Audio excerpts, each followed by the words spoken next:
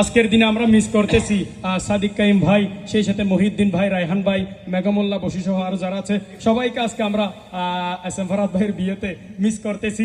আমরা শিবিরের একটি থিম সং আছে, ওটা দিয়েই সবাই নিয়ে গাইব।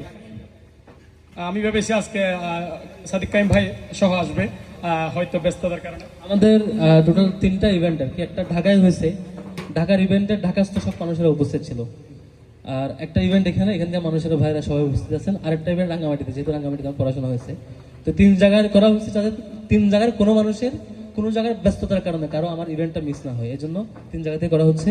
আশা করি 3 জায়গায় সবাই পাচ্ছেন। এরপরও জাতীয় এই সংকট না থাকলে নিশ্চয়ই ঢাকার ভাইয়েরাও আসতে পারতেন আর কি।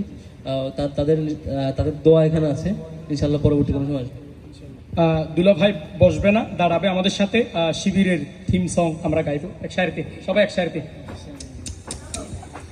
পদ্মা মেঘনা যমুনার তীরে আমরা শিবির গড়েছি, পদ্মা মেঘনা যমুনার তীরে আমরা শিবির গড়েছি, শপথের সঙ্গী হাতে নিয়ে সকলে নবীজির রাস্তা ধরেছি, আমরা শিবির গড়েছি, পদ্মা মেঘনা যমুনার তীরে আমরা শিবির গড়েছি, পদ্মা মেঘনা যমুনার তীরে আমরা শিবির গড়েছি।